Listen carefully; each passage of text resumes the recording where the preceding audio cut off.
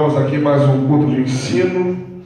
Abra as nossas Bíblias em Hebreus, capítulo 13, verso de número 22. Eu vou ler esse versículo, praticamente quase no final já. Depois eu vou voltar para trás, aonde eu vou voltar. Amém? Amém. Hebreus 13, 22. Amém? Amém. Diz assim: rogo-vos, porém, irmãos, que suporteis a palavra dessa exortação, porque abreviadamente vos escrevi. Aleluias. Senhor meu Deus e meu Pai, fala, Senhor, aos nossos corações, porque somos carentes de ouvir a Tua voz.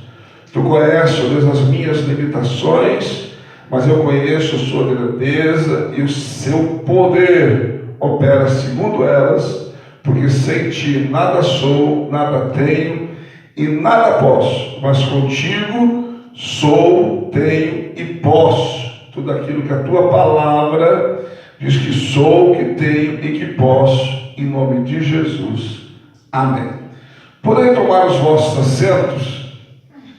Amados, eu vou abordar hoje Hebreus capítulo 13.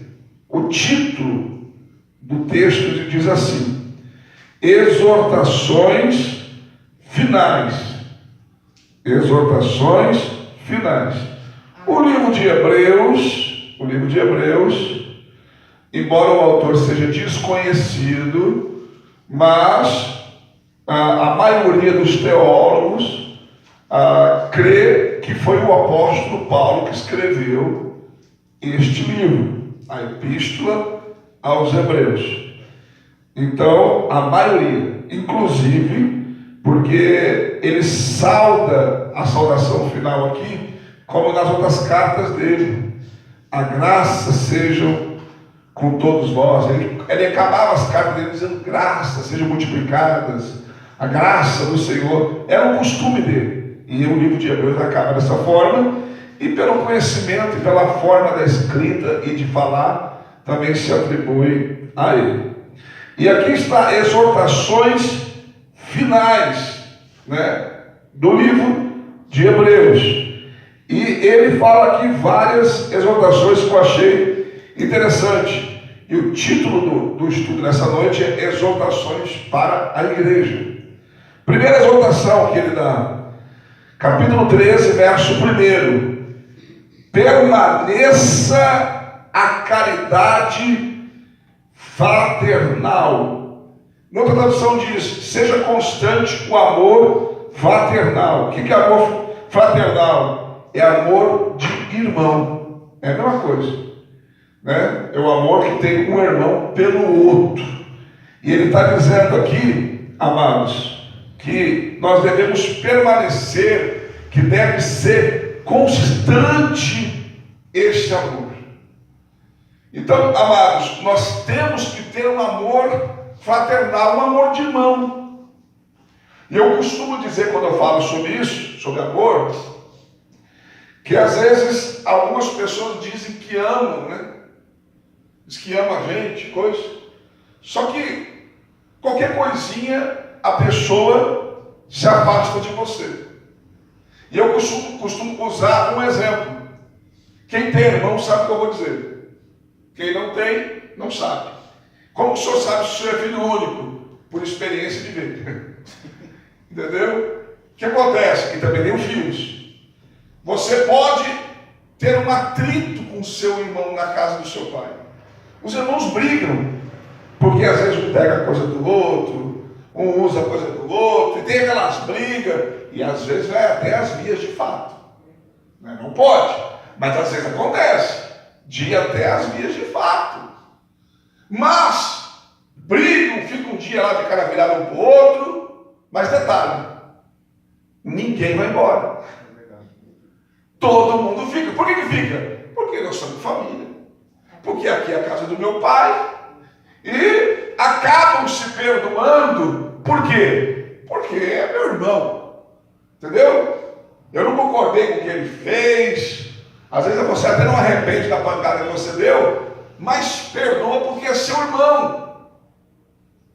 Então, a igreja, Paulo está dizendo, eu costumo dizer Paulo porque eu creio que o escritor dos Hebreus é Paulo. O escritor dos Hebreus está dizendo para nós permanecermos, ou, em outra tradução, que seja constante em nossa vida esse amor fraternal, amor de irmão. A mesma coisa, nós temos que amar uns aos outros com amor fraternal, amor de irmão de verdade. Então, pode ser diferente. Eu posso não concordar com as coisas dele. Ele pode fazer coisa que me irrita, mas é meu irmão. Somos filhos espirituais do mesmo Pai. Agora, quando a pessoa decide sair da igreja, ou às vezes trocar de igreja, por causa de coisa que tem contra o irmão, e como é que vai fazer no céu? Aqui a gente se vê só na hora do culto, às vezes. São Paulo, principalmente, é muita correria. Então, as pessoas geralmente se vê só na hora do culto. E às vezes tem pessoas que não conseguem conviver nem na hora do culto. Não conseguem ter esse amor, aguentar. Esse amor não é o bastante, o suficiente. Esse amor não é constante a ponto de conseguir aguentar um culto olhando para a cara do outro. Como que vai aguentar uma eternidade? Você vai chegar no céu e vai dizer, Senhor, eu não suporto a cara do fulano, então, bom, só existe um céu. Então o Senhor me permite, eu vou lá para o inferno, vou ficar lá no inferno. Entendeu? Então, o escritor aos Hebreus, a primeira exortação é para permanecer no amor fraternal. Em alguma tradução diz caridade, caridade e amor é a mesma coisa. Então nós temos que permanecer. E numa outra tradução que eu estou usando aqui, paralela a essa, tem que ser constante. Esse amor.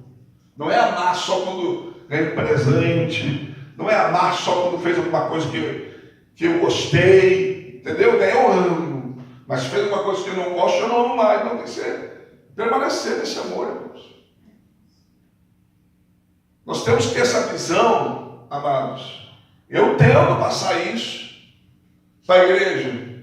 Nós temos que ter uma visão de família. Família. Por isso que quando alguém me abandona, eu fico tão triste, porque eu tenho esse sentimento. Mas a pessoa não tinha. Entendeu? A pessoa não tinha. E diariamente, quando acontece alguma coisa desse tipo, ou é comigo ou é com você, é com alguém que não está gostando mais de congregar junto. Então, nós precisamos permanecer no amor fraternal. É a primeira exortação. Segunda exortação. Segunda, verso 2. Eu estou usando aqui uma outra tradução aqui junto. Verso 2. Diz assim, não esqueçais da hospitalidade, porque por ela alguns, não sabendo, hospedaram anjos. Anjos.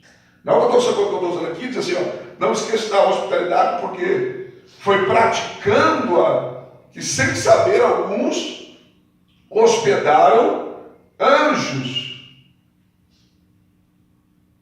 Ló, quando hospedou na casa dele, eram 2 anjos. Abraão, quando recebeu na sua casa, eram anjos. Entendeu?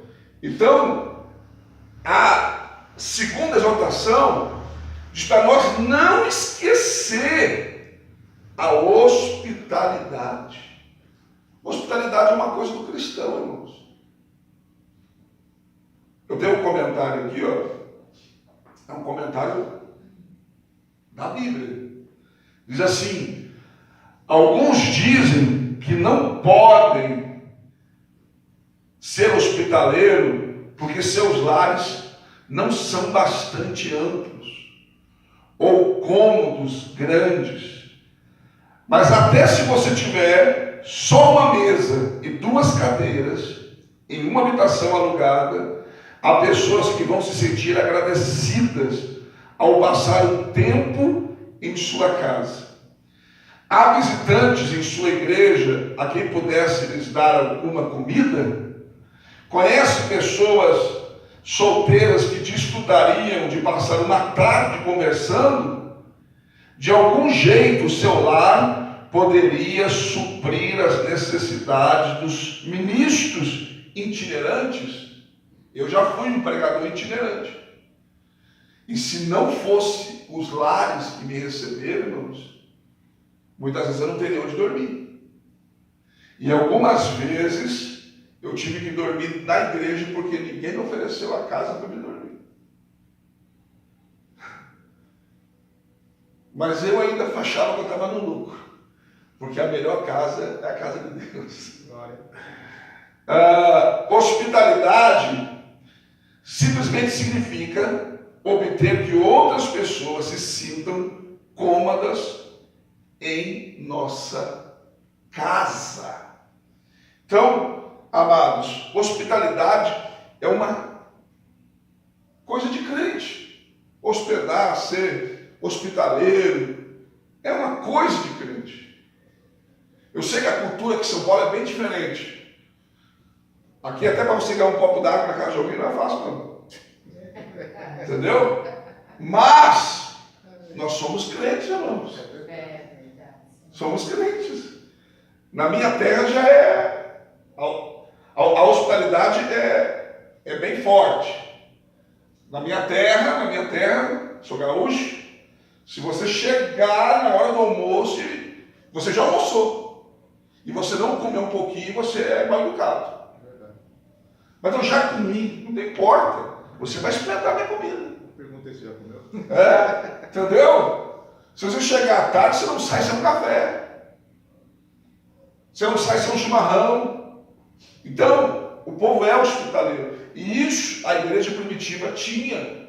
Tanto que lá em Atos capítulo 2, a partir do versículo 40, eles comiam junto nas casas, compartilhavam, repartiam pão. Entendeu? Então nós temos que ser hospitaleiros. Nós temos que ter a hospitalidade. A minha esposa tinha um problema com isso, né? Mas graças a Deus, Deus está trabalhando no coração dela. E ela recebe bem as pessoas, mas ela não era muito. Tipo assim, a casa é o território dela. Mas hoje, graças a Deus, Deus tem trabalhado nessa área, né? E ela também viu quando nós fomos para o sul, eu e o Felipe, que a gente ficou hospedado em casa de amigos, né? Então, amados, ele diz: não esqueça da hospitalidade, não esqueça de ser hospitaleiro. Então ele está exortando. Por quê? Porque isso é uma característica do cristão. Terceira exortação, verso 3, diz assim: lembrai-vos dos presos, como se tivesseis preso com eles, e dos maltratados, como sendo vós mesmos também no corpo. Glória a Deus. Lógico que a gente tem que orar para aqueles que estão presos. Às vezes tem pessoas na igreja que têm parentes que estão presos, entendeu? Se for necessário, se precisar, nós temos que visitar, temos que orar. É um dever. Mas aqui, na verdade, o texto aqui está falando principalmente, não estou dizendo que quem cometeu um crime, está preso, não merece uma visita, não merece ser evangelizado, não estou dizendo isso. Também. Mas aqui o texto, principalmente, é porque a igreja estava passando por uma perseguição, né? Uma perseguição onde muitos irmãos eram presos, eram maltratados, torturados. Então, não esqueçam os que estão presos. Quando Pedro foi preso, né? Pedro foi preso em Atos capítulo 12, que o anjo entrou lá na prisão e libertou ele, a igreja fazia contínua oração por ele. Inclusive, quando ele sai da prisão, que o anjo tira ele, a primeira casa que ele vai tinha um grupo orando para que Deus libertasse ele. E de repente, quando ele bate a porta, uma menina vai atender, era Pedro. E ela vai lá e diz: ó, Pedro está aí à porta. Nós estamos orando aqui, Pedro está aí. Ó. Entendeu? Então, amados, também é um dever da igreja. Trazendo para o dia de hoje, também significa que aqueles que estão sofrendo, passando por algum tipo de dificuldade, de enfermidade, algum tipo de perseguição, que nós temos que ser solidários a essas pessoas, e não podemos esquecer dessas pessoas, e temos que fazer que fosse como se fosse com a gente. O que eles estão sentindo, o que eles estão passando, nós temos que colocar no lugar dessa pessoa, como se fosse o nosso corpo que estivesse sendo maltratado. Isso significa compaixão. Né? Compaixão nada mais é do que você se colocar no lugar do outro. Não é o teu filho que está na droga. É o filho do irmão, da irmã. Mas eu me coloco no lugar. E se fosse o meu? Daí quando eu me coloco no lugar, eu sinto a dor, eu sinto o sofrimento dessa pessoa e vou ser levado a orar por ela. Entendeu? Então, a terceira exortação é que eles não poderiam esquecer. Vocês estão livres, mas tem gente que está preso. Vocês estão aí, ó, na boa, mas tem gente que está sendo maltratado. E nós não podemos esquecer dessas pessoas. Entendeu? Até quando tem alguém doente, né? Temos que orar, temos que buscar, como se fosse nós. Porque isso é o papel da igreja. Amém? Amém. Então, a primeira exortação é permanecer na caridade, a segunda, não esquecer da hospitalidade, a terceira, lembrar dos que estão presos, como se nós estivéssemos presos, e dos maltratados, como se o nosso corpo estivesse sendo maltratado. E o quarto, diz assim, ó, o quarto, versículo 4, quarta exortação, verso 4, diz assim: venerado seja entre todos o matrimônio e o leito sem mácula, porém os que se dão à prostituição e ao adultério, Deus os julgará.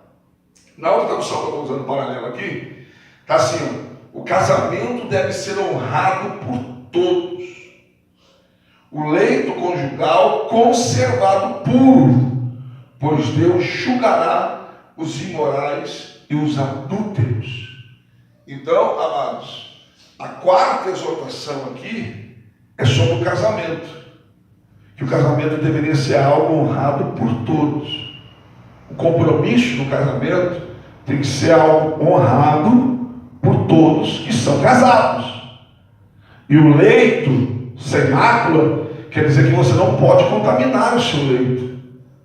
Né? A gente sabe que às vezes tem caso que as pessoas até usam o próprio leito para adulterar.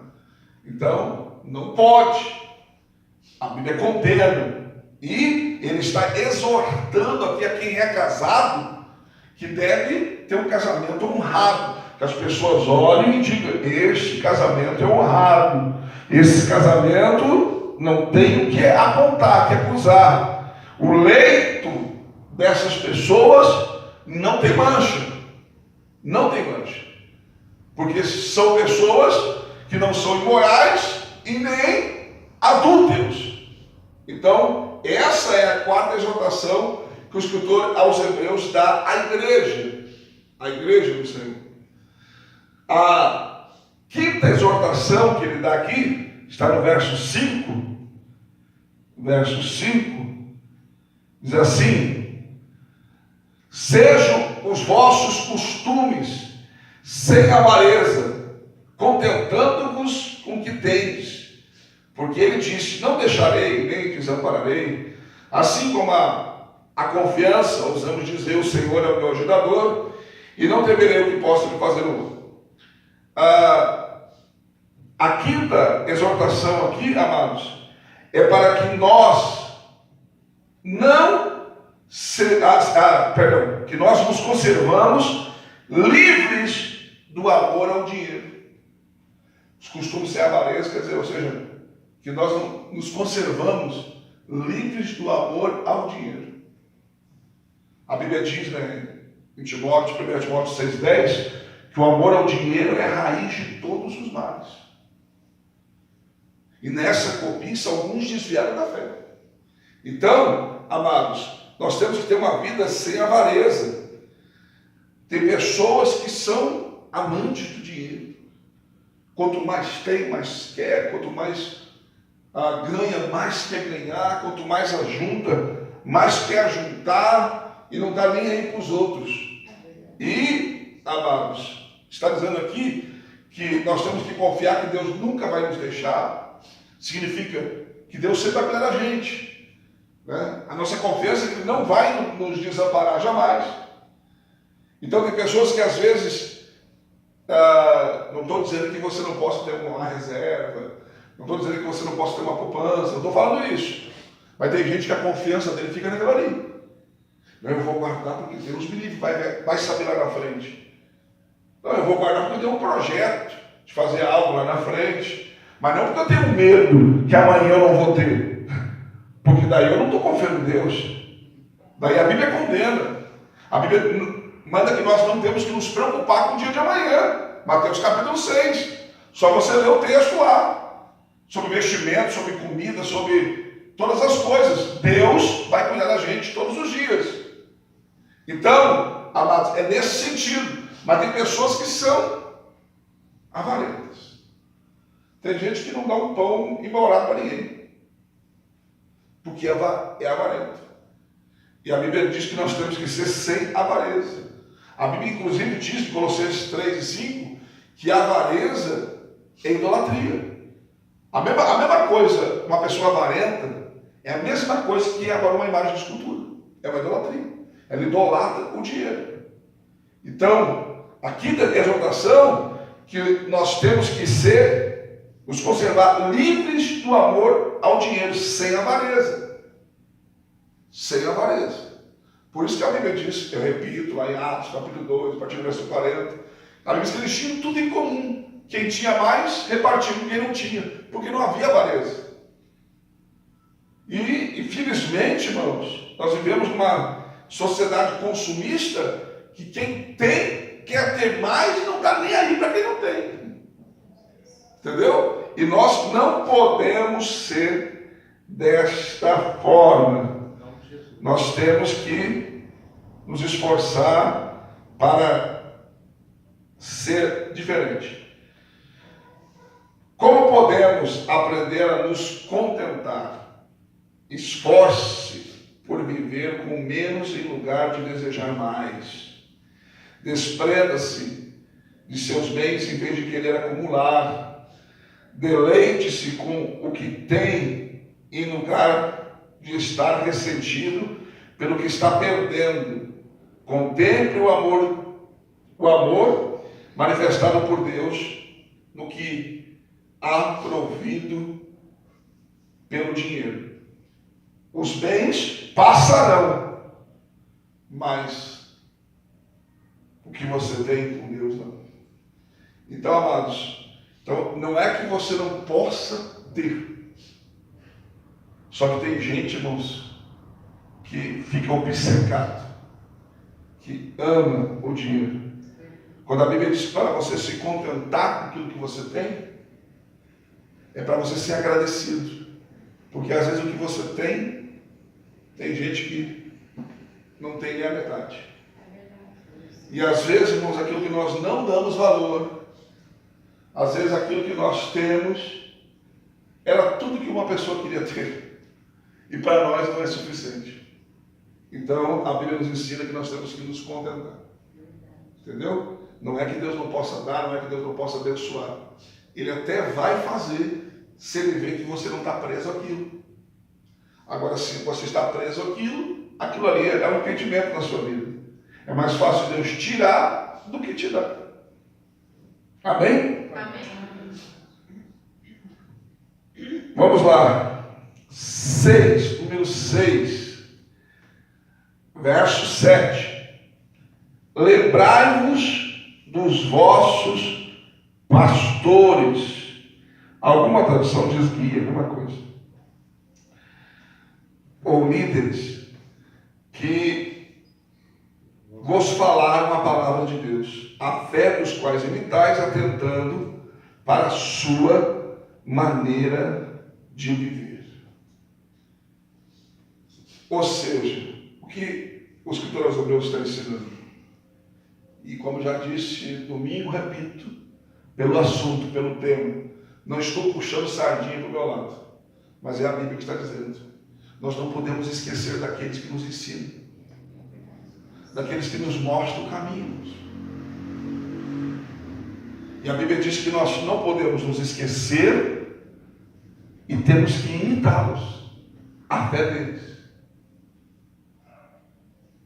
Tem coisas que eu vou fazer que às vezes você não teria fé para fazer, mas você tem que ir na minha fé, imitando, porque Deus vai te abençoar.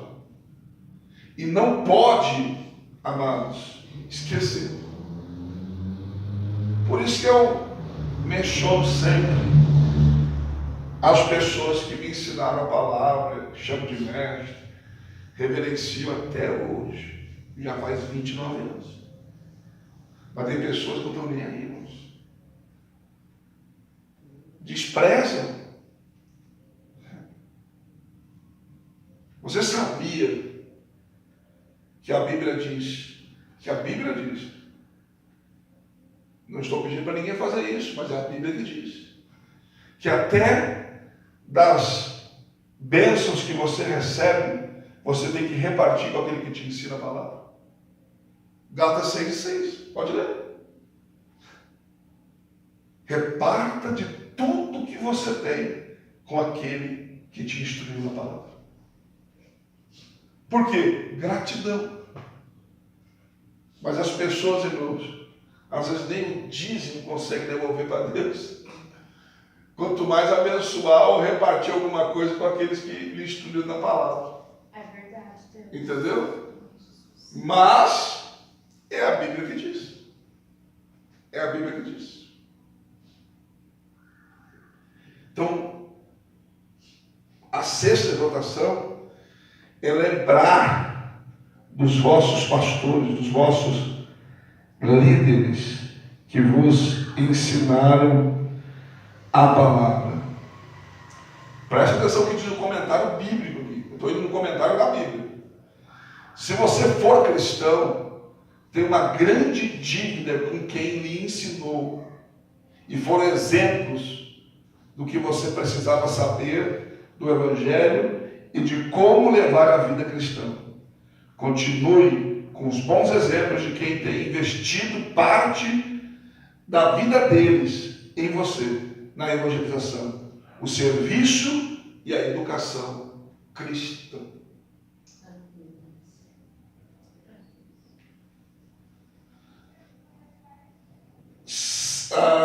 Vamos lá, sétima exortação, verso 9, diz assim: não vos deixeis levar em redor por doutrinas várias e estranhas, porque bom é que o coração se fortifique com a graça, e não com alimentos que nada aproveitaram aos que a eles se entregaram.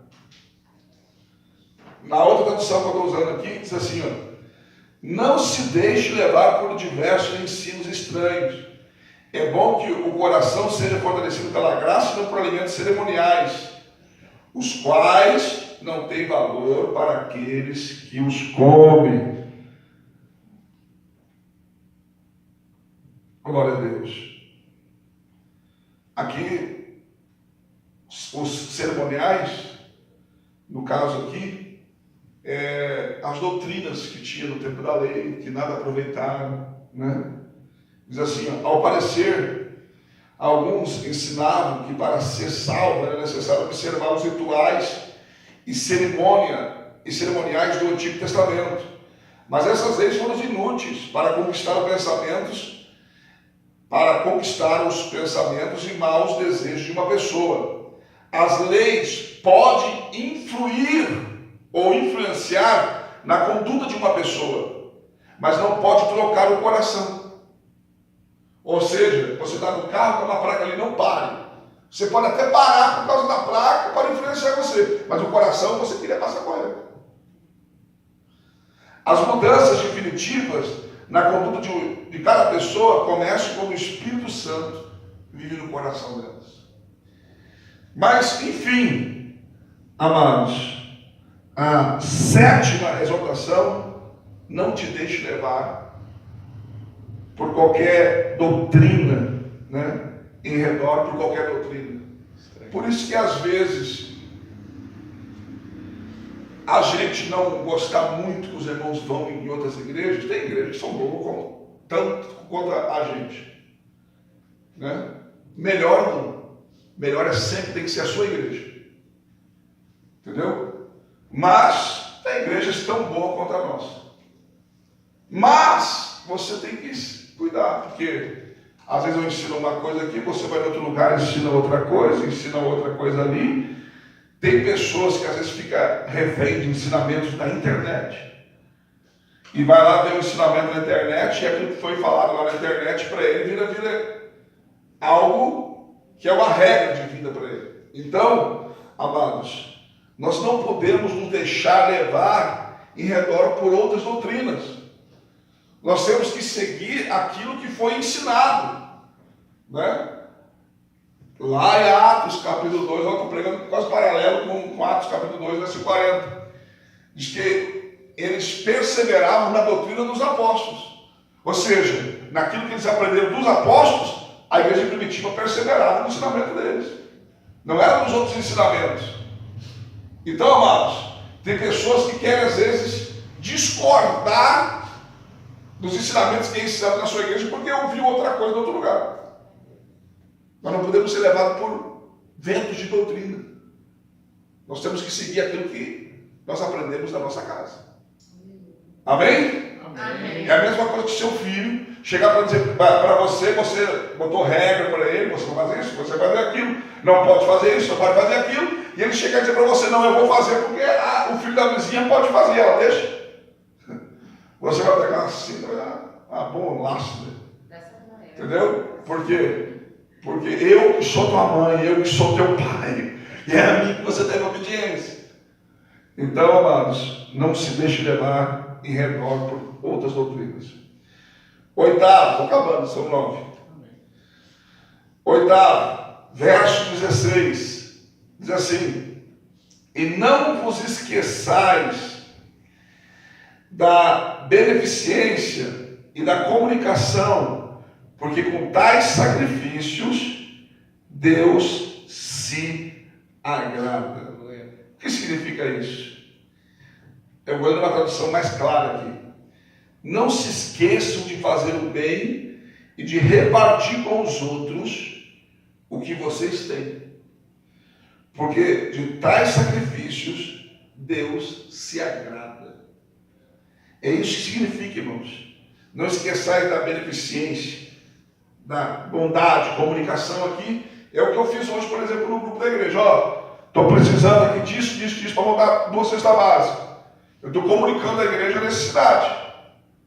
Entendeu? E a Bíblia nos mostra que Deus se agrada com tais sacrifícios. De você repartir com quem precisa. Eu não digo isso para a minha glória, mas eu tenho que ser exemplo. Já aconteceu.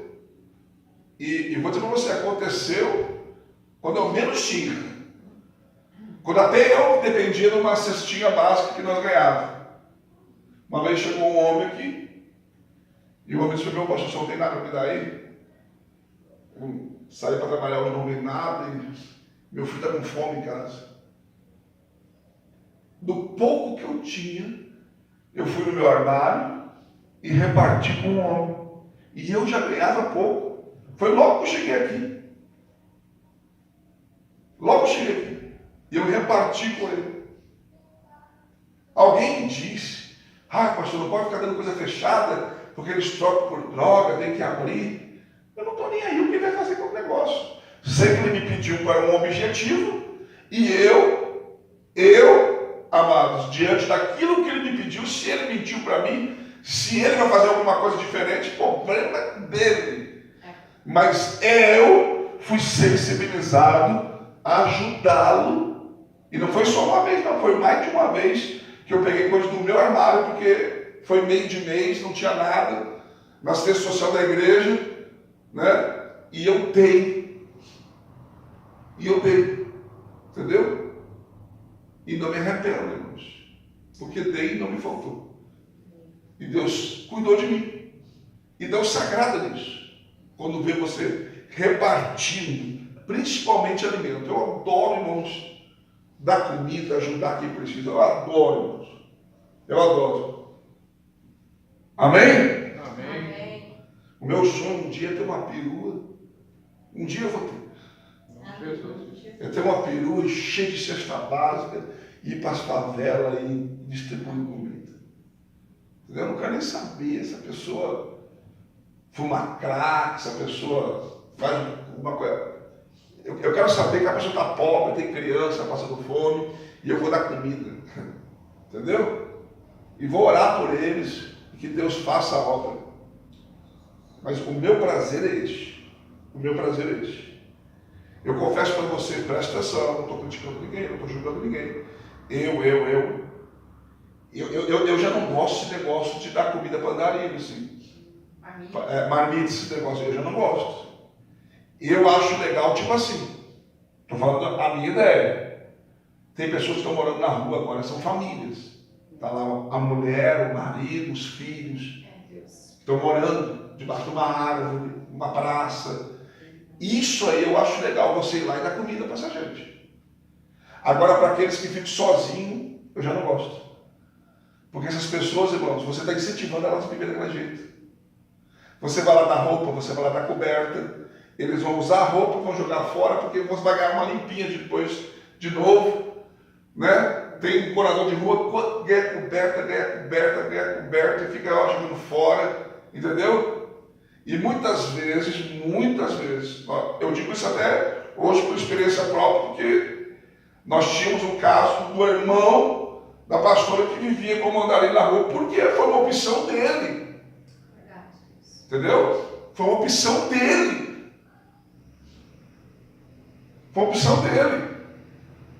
Se ele não tivesse escolhido essa opção, estaria até aqui morando no quartinho que eu tinha uma vez preparado que queria morar no quartinho.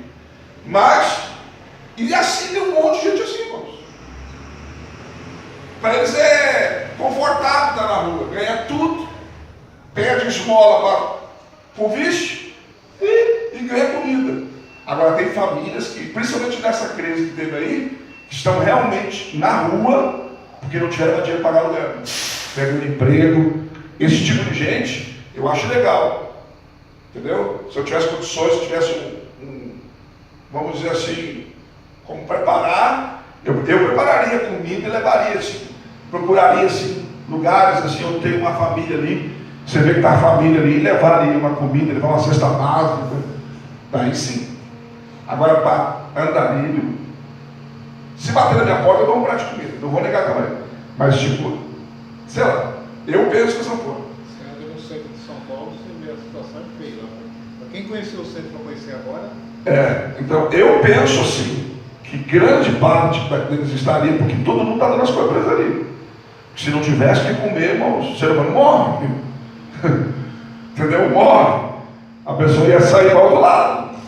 Mas assim não. Eles ficam correndo atrás de arrumar dinheiro por vício, porque a comida, a roupa, o calçado, eles vão ganhar das associações que vão lá e das igrejas que vão lá dar comida para eles. Entendeu? Eu penso dessa forma. Nono e último, exortação. Versículo 17. Versículo 17.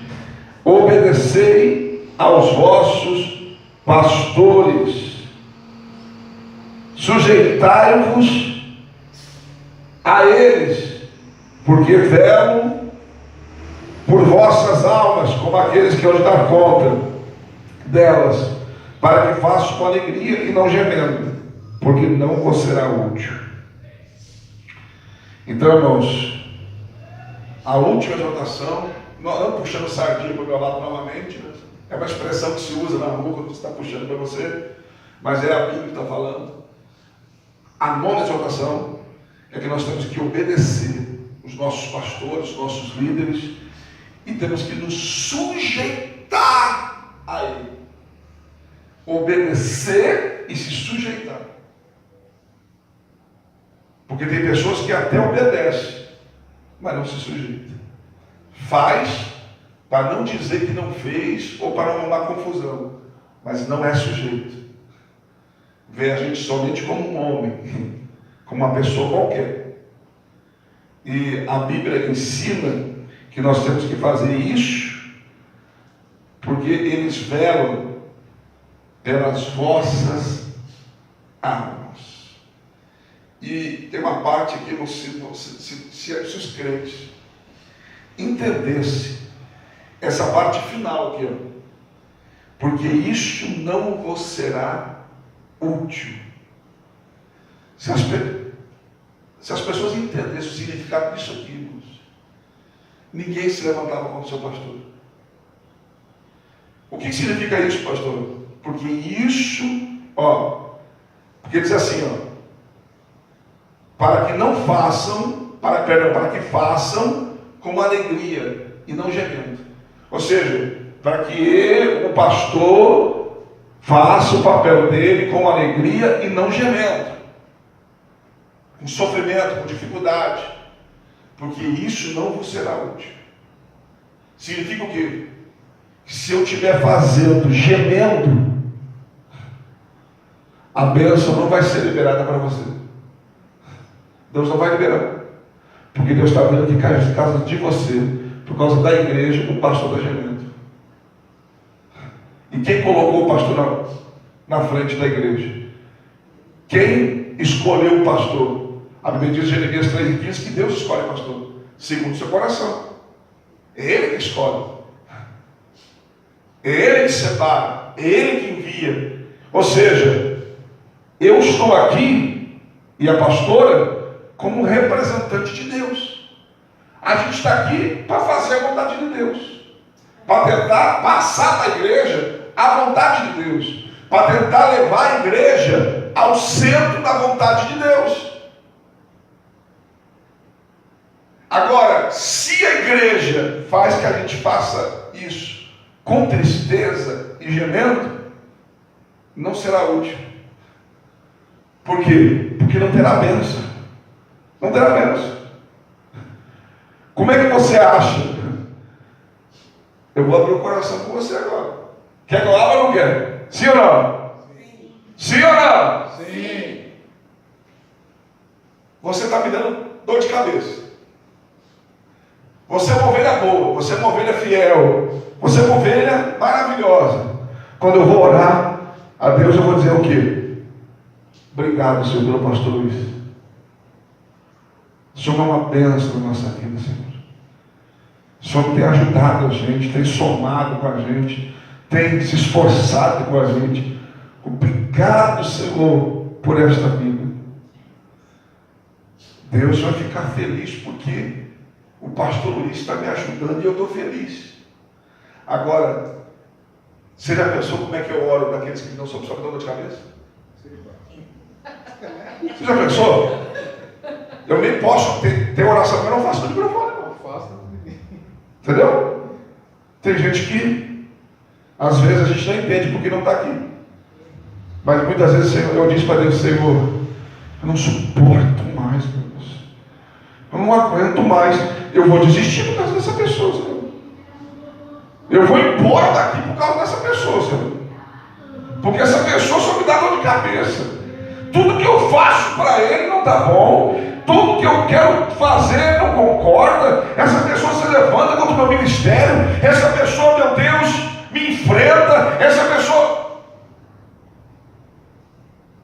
Eu estou reclamando do patrão, irmãos. Quem já trabalhou aqui em empresa? Hã? Agora imagina quem trabalhou em empresa. Não sei se você teve essa experiência. E vamos dizer assim que você é um gerente, mas tem um patrão. E eu começo a dizer lá para o patrão, eu sou um gerente. camarada chega atrasado, não faz as coisas direito, não me obedece. O que o patrão faria? Manda embora. Tem situação que ele diria assim, ó, justa causa. Tem gente, irmãos, que está arrumando para a cabeça. Verdade. Entendeu? Eu não estou ameaçando, não estou colocando medo em ninguém, mas é a verdade. Se eu tenho patrão, é Deus. Se eu tenho obrigação com alguém, primeiro é Deus. Se eu estou aqui, eu fiz prova com Deus. E Deus já mostrou muitas vezes que estava comigo.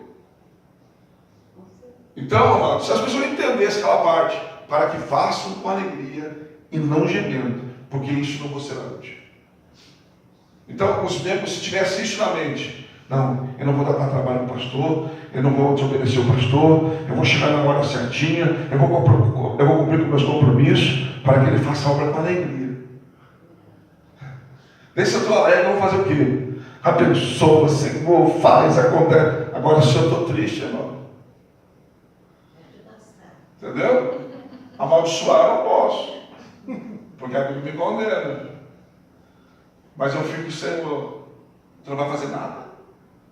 Hã? Eu não sou teu servo? Hã? Ou o meu ministério? Ou o meu chamado? Se o Senhor tem algo comigo neste lugar, mostra para ele, mostra para ela. Vai a sua mão para a cabeça, irmão. Entendeu? Por isso tem gente que está com a vida arrebentada. Porque você levantou contra o importante. Se coloca de pé. Vamos